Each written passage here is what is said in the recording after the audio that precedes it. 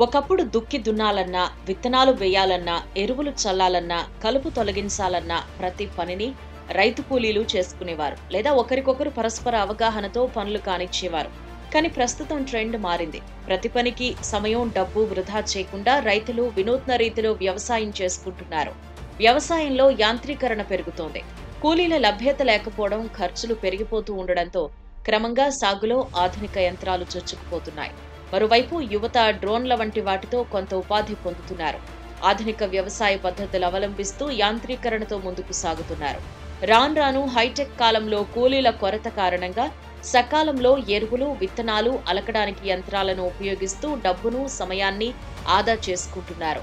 వానాకాలం సాగు మొదలైంది. అడపాదడపా వర్షాలు పడుతూ ఉండడంతో రైతులు పొలం బాట పడుతున్నారు. దుక్కి దున్నడం మొదలుకొని విత్తనాలు వేయడం, ఎరువులు వేయడం, కలుపు తీయడం వరకు గతంలో కూలీలతో చేసే పనిని యంత్రాలతో చేస్తున్నారు.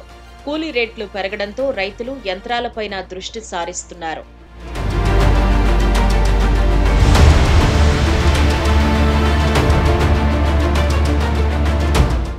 ఉమ్మడి ఆదిలాబాద్ జిల్లాలో యాంత్రీకరణ క్రమక్రమంగా పెరుగుతోంది.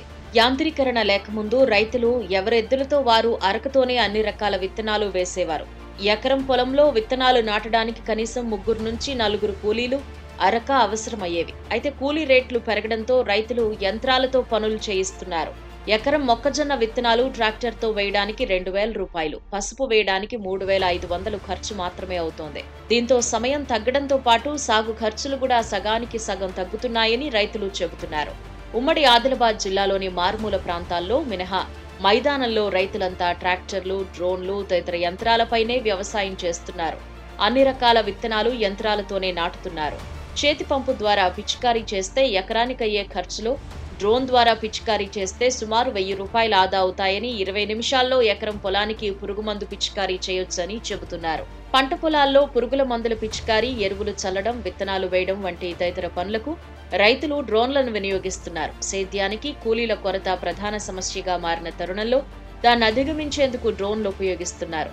ఉమ్మడి ఆదిలాబాద్ జిల్లాలో కొందరు యువకులు వ్యవసాయంపై అవగాహన కోసం హైదరాబాద్ లాంటి పట్టణ ప్రాంతాల్లో శిక్షణ పొంది డ్రోన్లు కొనుగోలు చేసుకుని ఆయా గ్రామాల్లో రైతులకు సేద్యం అందిస్తూ ఉపాధి పొందుతున్నారు. వారం రోజుల శిక్షణ తీసుకున్న అనంతరం 5 లక్షలతో డ్రోన్లు కొనుగోలు చేసి పంట పొలాల యజమానులను సంప్రదించి పురుగుమందు పిచికారీ కోసం కిరాయిలకు ఇస్తున్నారు. ఈ తరహా వ్యవసాయం చూసేవారు ఇది వ్యవసాయమా, అణుయుద్ధమా అని ఆశ్చర్యపోతున్నారు. అంత ఆధునికంగా అంతా ఇప్పుడు సాగుతోంది.